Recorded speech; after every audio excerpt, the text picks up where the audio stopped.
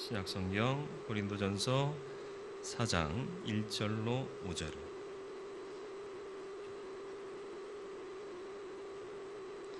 말씀 봉독해 드리겠습니다. 사람이 마땅히 우리를 그리스도의 일꾼이요 하나님의 비밀을 맡은 자로 여길지어다. 그리고 맡은 자들에게 구할 것은 충성이니라. 너희에게나 다른 사람에게나 판단받는 것이 내게는 매우 작은 일이라. 나도 나를 판단하지 아니하노니 내가 자책할 아무것도 깨닫지 못하나 이로 말미암아 의롭다함을 얻지 못하노라. 다만 나를 심판하실 이는 주시니라. 그러므로 때가 이르기 전 곧 주께서 오시기까지 아무것도 판단하지 말라. 그가 어둠에 감추인 것들을 드러내고 마음의 뜻을 나타내시리니 그때 각 사람에게 하나님으로부터 칭찬이 있으리라. 아멘. 기도하겠습니다. 거룩하고 자비로우신 아버지 하나님, 오늘도 말씀 앞에 섰습니다. 주의 말씀을 통해 주의 뜻을 깨닫게 하시고 깨달은 말씀이 우리의 심령 중심에 잘 박힌 목과 같이 되어서 우리의 믿음이 온전하고 삶이 말씀을 근거한 하나님 닮은 하나님 자녀다운 삶을 살아가는 원동력 되게 하여 주옵소서. 성령께서 지혜의 영으로 역사하여 주옵시기를 예수 그리스도의 이름으로 기도드리옵나이다. 아멘. 로고가 안 나오도록 편집하느라고 너무 짧게 편집이 되는데 뭐냐 하면 백조가 우아한 자태로 호수를 이렇게 다니잖아요. 위는 평온한데요, 수면 아래는 발이 계속 움직이기 때문에 물 위에 떠 있고 그렇게 고고하게 움직일 수 있다라는 거죠. 수면 밑에서 열심히 움직이는 발 없이는 백조의 아름다운 자태는 유지될 수 없다라는 것입니다. 교회가 하나님의 뜻에 따라 그리스도의 몸으로 세워진 교회인데, 교회가 아름다워지려면 보이지 않는 곳에서 열심을 다하는 사람들의 수고가 있어야만 교회는 아름답게 떠오를 수 있다라는 거예요. 그런 열심을 포기하는 순간 침몰할 수밖에 없다라는 것을 말씀드리려고 하는 거예요. 고린도 교회는 좋은 조건을 많이 갖고 있었어요. 상업이 발달했잖아요. 돈이 있었습니다. 똑똑한 사람들이 많이 모여들었어요. 그리고 또 여러 사람들, 다양한 계층의 사람들이 모여들었습니다. 이거 잘하는 사람, 저거 잘하는 사람, 또 그거 잘하는 사람 다 모였단 말이에요. 그러니까 서로가 자기가 할 수 있는 일을 주를 위해 헌신하고 합력하면 놀라운 붕의 역사가 있겠죠. 다시요. 돈도 많고 똑똑하기도 하고 여러 가지 다양한 사람들이 모였어요. 합력하면 부흥할 수 있겠죠. 그런데 고린도 교회가 안타깝게도 부흥하지 못하고 있어요. 왜요? 다툼이 있어요. 왜요? 왜 다툴까요? 잘난 척하니까. 답이 간단하네요. 그죠? 자기 잘난 맛에 잘난 척하고 있죠. 교회는 그리스도의 몸이다 그래요. 머리는 누구죠?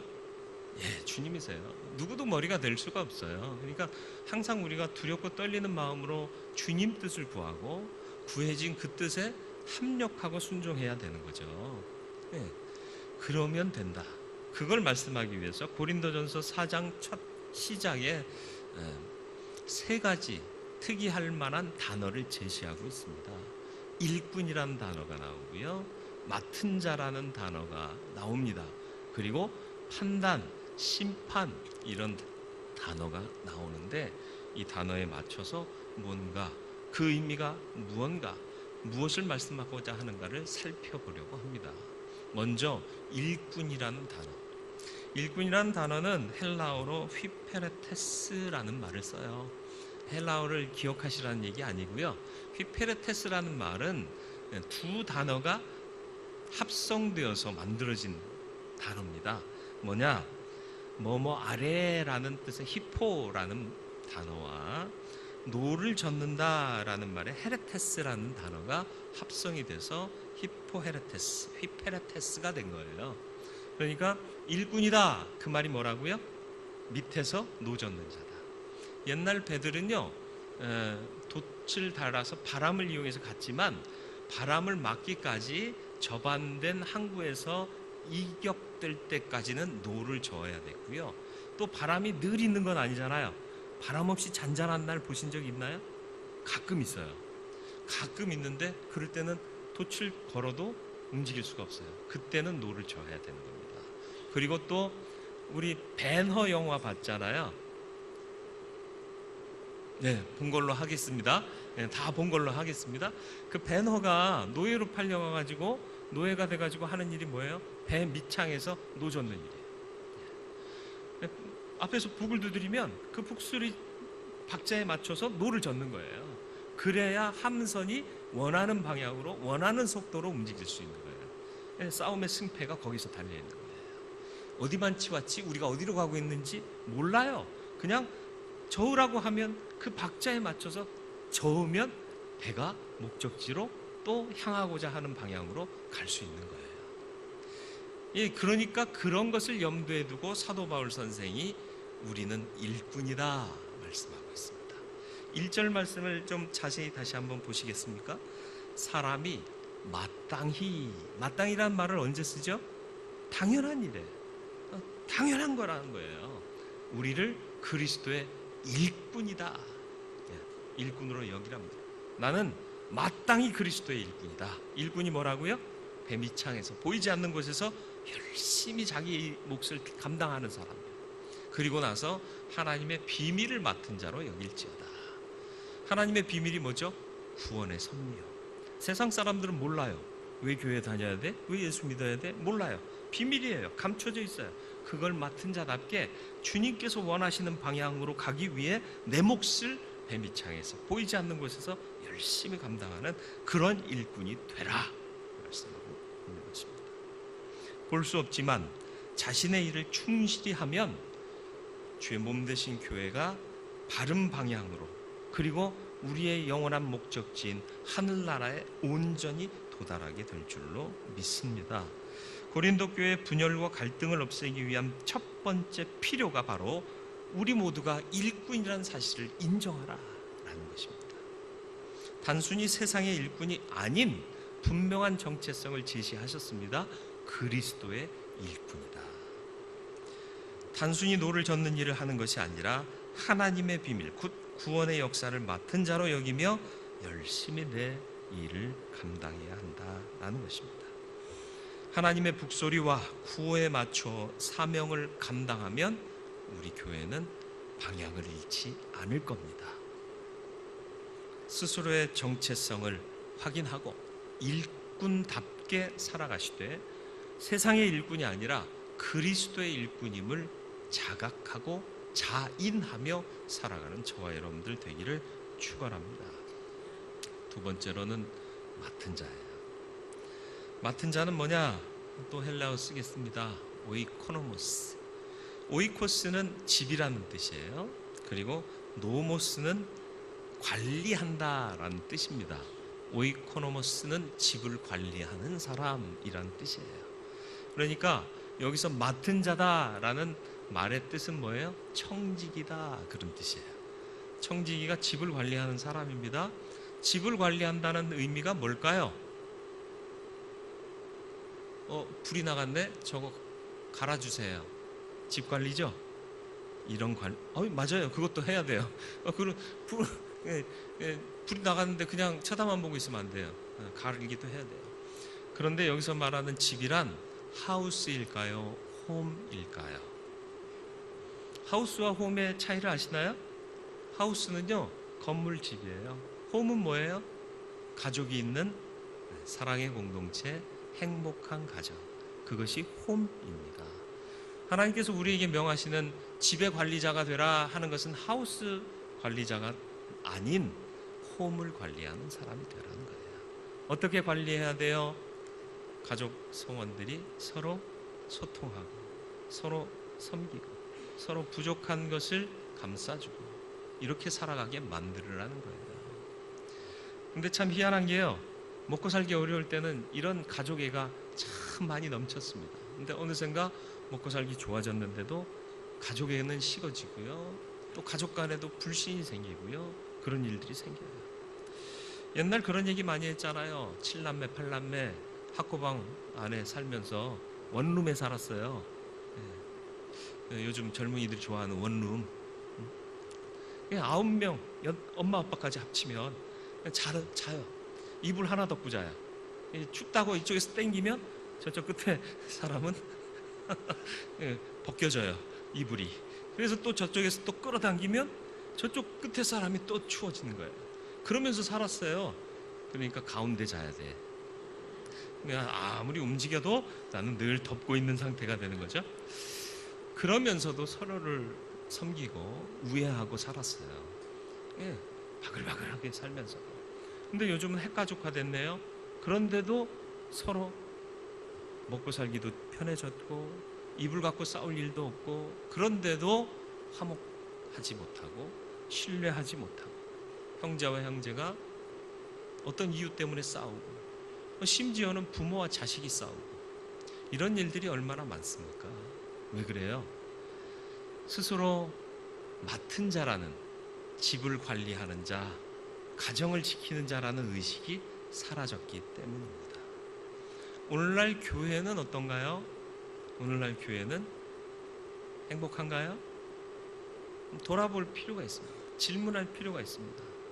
우리가 맡은 자로 스스로 깨닫고 여겨야 할 줄 믿습니다. 무슨 맡은 자요? 청지기, 집 관리하는 사람. 우리 하나님께서 주신 이 믿음의 가정 잘 소통하고 서로 섬기고 서로 사랑하고 용납하고 이렇게 되도록 힘써야 한다라는 거예요. 그런데 맡은 자에게 구할 것이 뭐라고요? 충성. 왜요? 그가 주인이 아니기 때문에 그래요. 종이기 때문에 그렇습니다. 종은 충성이란 말이 뭐예요? 주인이 한 말 죽는 신용이라도 해야 되는 게 충성이에요. 주인이 명하는데 제 생각엔 그건 아닌 것 같은데요. 이게 충성하는 거예요? 아니요. 말도 안 돼도 예 하고 가는 게 충성이 맞습니다. 가라 하면 가는 게 믿음이고 충성인 거예요. 예전에 한번 말씀드린 적이 있죠. 성 프란치스코를 두 청년이 찾아왔어요. 제자 삼아 달라고. 그때는 이제 성 프란치스코의 이름이 유명해진 이후예요. 그러니까 프란치스코가 숙제를 하나 주고 잠시 자리를 떠납니다. 배추를 한 다발 주면서 각각 심어라. 어떻게 심느냐? 뿌리를 하늘로 가게 심어라. 배추를 뿌리를 하늘로 가게 심으면 어떻게 돼요? 못 살아요. 에이구, 내가 못 살아. 이렇게 되는 거예요. 한 청년은 스승이 시킨 대로 뿌리를 하늘로, 이파리를 땅속에 그렇게 계속 심었어요. 또 한 청년은 선생님이 뭔가 착각하신 것 같고 말 실수하신 게 아닌가 생각해서 합리적으로, 이성적으로, 논리적으로, 보편적으로 뿌리를 땅에 박아서 심었습니다. 잠시 후에 나갔다 돌아온 프란시스코가 두 제자들이 심어놓은 밭을 보고는 한 사람을 제자로 선택했어요. 누구를? 그대로 따른 자를. 합리적이고 이성적이고 보편적인 가치를 따라 사는 사람이면 내 가르침 필요 없다는 거예요. 그렇지 않겠습니까? 우리가 주를 믿는다, 주님이 나의 스승이다를 인정하는 주의 제자요, 주의 백성이고 주의 자녀잖아요. 다시요. 잘 모르시나 본데요. 제가 알려드릴게요. 우리는 주의 백성, 주의 자녀, 주의 제자입니다. 엎드려 절 받는 기분 아세요? 그렇다면 주님이 하라 하시는 일이 합리적이고 이성적이고 보편적이지 않을지라도 해야 할까요? 말아야 할까요? 빙고. 근데 왜 알면서 안 해요? 전도해야 돼요? 말아야 돼요? 할 거죠? 이게 유치부 설교 컨셉인데, 아는 거 갖고는 안 돼요. 아는 것, 알게 하신 대로 순종해야 돼요. 그게 맡은 자의 참 모습이고요. 그래서 맡은 자에게 구할 것은 다른 게 아니라 충성이다. 맡은 자에게 테크닉을 구한다. 맡은 자에게 지혜를 구한다. 그렇게 말씀하지 않습니다. 맡은 자에게 구할 것은 충성이니라. 네 머리 쓰지 마. 이미 하나님이 머리 써서 다 만들어 놓으신 거고 가기만 하면 돼. 넌 가. 그 얘기예요. 왜 이스라엘 백성들이 일주일 정도, 10여일 정도 지나서 가나안 땅 앞에 서가지고 그 땅을 못 들어갔느냐 말이지. 머리 쓰니까, 보편적으로, 합리적으로 계산해 보니까 안 되잖아. 왜 그걸 네가 계산하고 있어? 이미 하나님이 계산 끝내고 들어가라 하셨는데, 믿음으로 가기만 하면 그 땅이 우리 땅 되는데. 근데 이게 그 사람들 얘기가 아니에요. 오늘 이 시대를 사는 나의 얘기일 수도 있어요. 주님 하라 하시면 아멘. 그럼 부흥이잖아요. 제가 늘 하는 말씀, 드리는 말씀이 뭐예요? 60년대, 70년대 부흥하던 시절에는 자 건축합시다 그러면 허리 구부라진 할머니도 곡괭이 삽자루 들고 왔다니까요. 자루만 들고 왔겠어요? 와서 뭐라도 하겠다는 거예요. 하자 그러면 했어요. 근데 요즘은 합시다 그러면 한다고 되냐?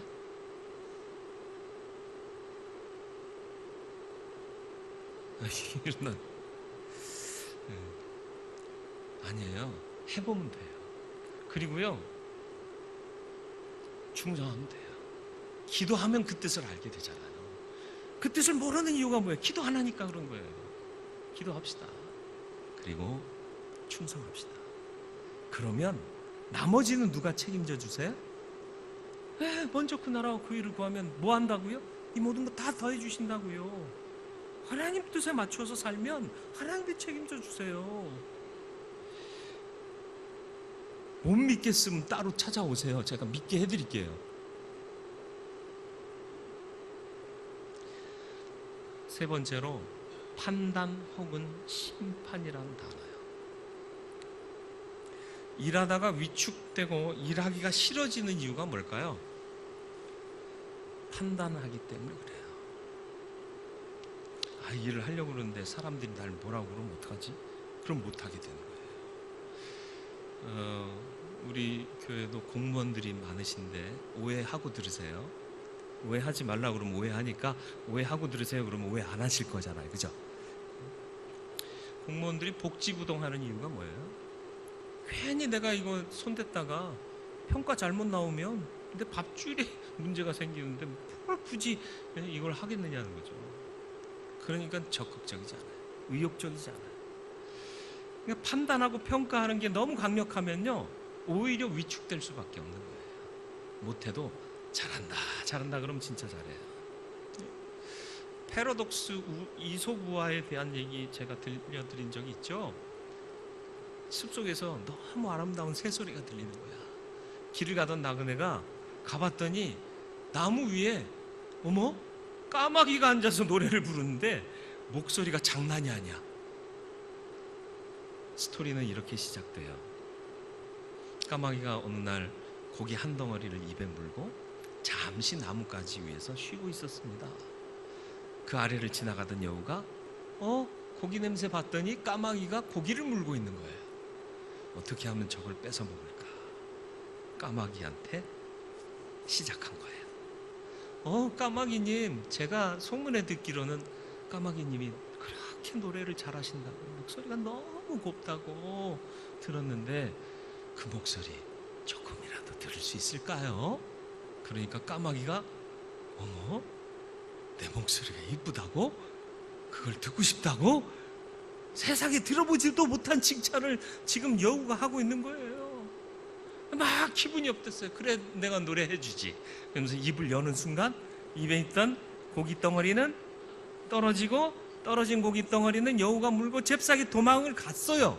이미 상황은 종료됐어요. 근데 한창 업된 까마귀는 노래를 부르기 시작한 거예요. 아침 먹고 노래 부르고 점심 먹고 노래 부르고 저녁 먹고 노래 부르고. 왜요? 나처럼 아름다운 목소리를 가진 새가 세상에 없거든요.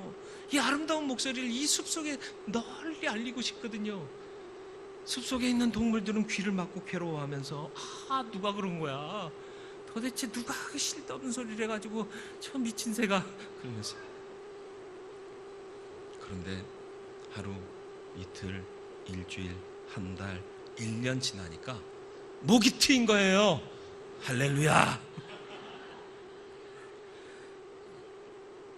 무슨 얘기를 하는 줄 아시겠어요? 입에 발린 얘기로라도 너무 좋아요. 그러니까 진짜 좋아지더라는 거죠. 왜 사랑과 선행으로 서로를 돌보며 격려하라 교회 성원들에게 말씀하고 있을까요? 못해도 잘했다 그래야 되는 거예요. 내가 그거 하지 말랬잖아. 그거 그럴 줄 알았으니까 내가. 아유, 저 인간은 꼭 하면 저런답니다. 누가 하려고 그러겠어요? 뭐라도 하고 싶겠어요? 그러면 반대로 그 욕을 먹은 사람은 다음번에 이 사람이 할 때 뭐라고 그러겠어요?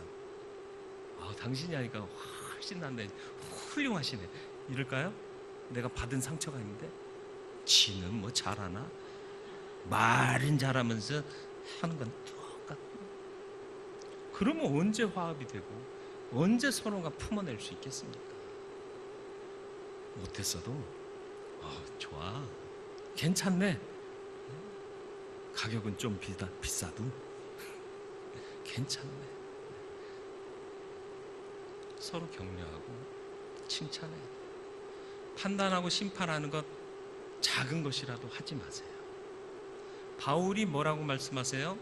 나는 사람들의 평가 작게 여긴다.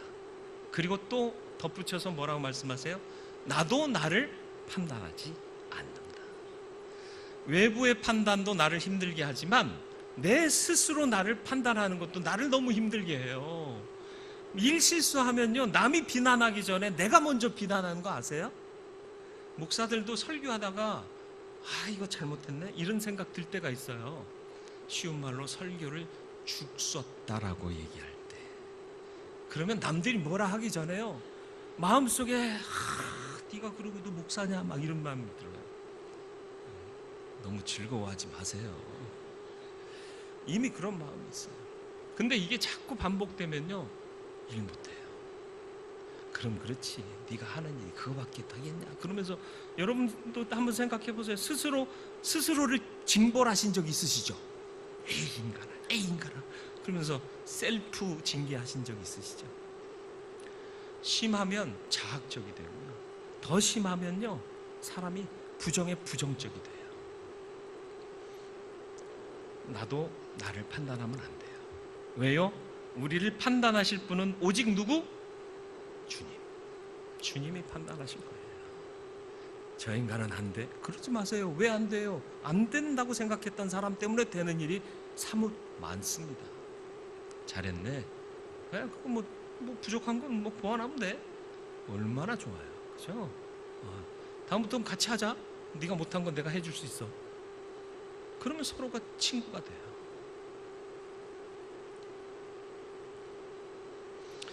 왜 대입을 앞두고 꽃다운 아이들이 자살할까요? 시험이 나를 판단한다고 생각하는 거예요. 심판받는다고 생각하는 거예요. 더 이상 시험이 아이들을 심판하는 도구가 되지 않았으면 좋겠습니다. 교회에서도요, 서로를 심판하지 마시길 바랍니다. 그래야 천국을 연습하실 수 있는 거예요. 실수해도 괜찮아. 뭐 이거 주워 담으면 되지 뭐. 그러면 돼요. 저도 좋은 아빠가 되고 싶어서 어렸을 때 애들이 뭘 엎으면 괜찮아, 담으면 돼, 다음부터는 실수하지 마, 이러고 싶었어요. 사람의 본능이라는 게 이 생각과 의지를 앞서요. 이놈의 새끼야! 그런 순간 아이들의 가슴에는 못이 박혀요. 그럴 수 있어요. 그러면 미안해, 아빠가 화내서 미안해, 사과하시면 돼요. 감정이 앞설 수 있어요. 사람이기 때문에. 그러면 미안하다, 그러면 돼요. 하나님은 언젠가 그날에 심판의 주로 예수 그리스도를 보내실 겁니다. 5절 말씀을 보세요. 그러므로 때가 이르기 전 곧 주께서 오시기까지 아무것도 판단하지 말라. 스스로도 판단하지 말고요, 남을 판단하지도 말으래요. 그가 어둠에 감추인 것들을 드러내고. 겉보기엔 멀쩡해도 하고 보면 거시기한 게 너무 많잖아요. 반대로 거시기해 보이지만 안에 보면 너무 순수한 게 많은 사람들이 있잖아요. 그걸 밝히 드러내신대요. 밝히 드러내고 마음의 뜻을 나타내시리니 그때에 각 사람에게 하나님으로부터 칭찬이 있으리라. 판단하지 않고 심판하지 않고 믿음 안에서 일꾼과 맡은 자로 성실히 살아간 자들을 하나님께서 그때 드러나게 하시고 칭찬하실 것이다. 그날에 칭찬받는 저와 여러분들 되기를 주님의 이름으로 축원을 드립니다.